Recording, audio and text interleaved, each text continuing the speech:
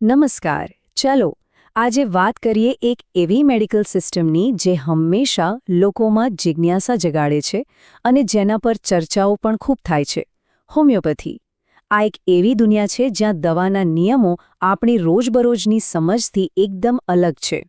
જરા વિચારો, ચામડીના રોગથી લઈને સાંધાના દુખાવા સુધી કે પછી બાળકોની નાની મોટી બીમારીઓથી લઈને વડીલોની તકલીફો સુધી, આ બધા માટે જો એક જ પ્રકારની સારવાર પદ્ધતિ હોય તો? આજે આપણે ડૉક્ટર હેમાંગ સાકરિયાના હોમિયોપેથિક અભિગમને સમજવાના છીએ, જે કંઈક આવા જ સિદ્ધાંત પર કામ કરે છે. તો ચાલો સૌથી પહેલાં એ જાણીએ કે આ અભિગમના કેન્દ્રમાં કોણ છે અને એમની વિચારધારા શું કહે છે. ચાલો પરિચયથી જ શરૂઆત કરીએ. નામ છે ડૉક્ટર હેમાંગ સાકરિયા. પણ સવાલ એ છે કે હોમિયોપેથિક પ્રેક્ટિશનર હોવાનો અર્થ શું થાય?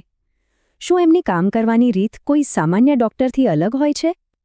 જો સાવ સરળ શબ્દોમાં કહીએ તો હોમિયોપેથિક ડૉક્ટર એ છે જે ફક્ત રોગના લક્ષણો પર નહીં પણ આખા શરીર પર એટલે કે વ્યક્તિ પર ધ્યાન કેન્દ્રિત કરીને સારવાર કરે છે.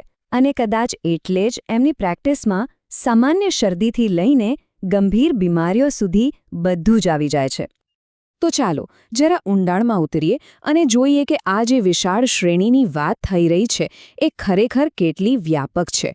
કઈ કઈ બીમારીઓનો સમાવેશ થાય છે એમની પ્રેક્ટિસમાં? તો મૂળ સવાલ એ છે કે ડૉક્ટર સાકરિયા ખરેખર કયા પ્રકારના રોગોની સારવાર કરતા હશે? ચાલો એના પર એક નજર કરીએ.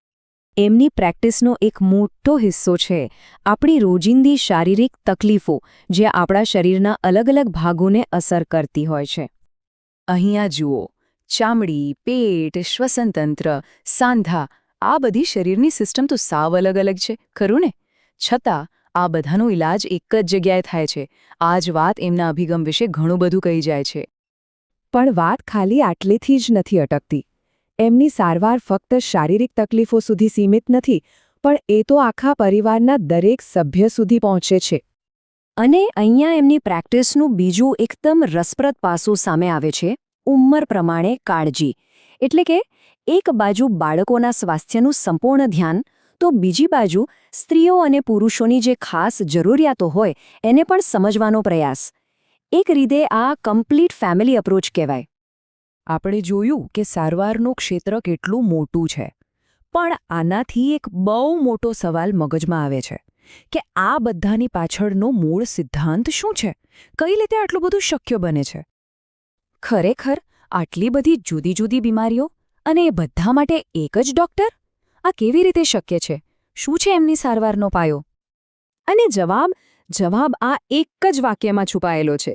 જે સોર્સ છે એ બિલકુલ સ્પષ્ટ કહે છે કે તેઓ સંપૂર્ણ હોમિયોપેથી દવાઓનો જ ઉપયોગ કરે છે. કોઈ મિક્સ પદ્ધતિ નહીં, કશું જ નહીં. એમની આખી પ્રેક્ટિસનો આધાર માત્ર હોમિયોપેથી છે. અને આ જ વાત આપણને આજના આખા વિશ્લેષણના મૂળ પ્રશ્ન પર પાછા લાવે છે. ચામડીની તકલીફો, સાંધાનો દુખાવો, બાળકોના રોગો અને સ્ત્રી પુરુષોની ખાસ સમસ્યાઓ. શું આ બધી જ જટિલ અને એકબીજાથી સાવ અલગ સમસ્યાઓનો ઉકેલ એક જ સારવાર પદ્ધતિમાં મળી શકે? આ પ્રશ્ન હોમિયોપેથીના મૂળભૂત સિદ્ધાંત અને તેની અસરકારકતા પર ગંભીરતાથી વિચાર કરવા મજબૂર કરે.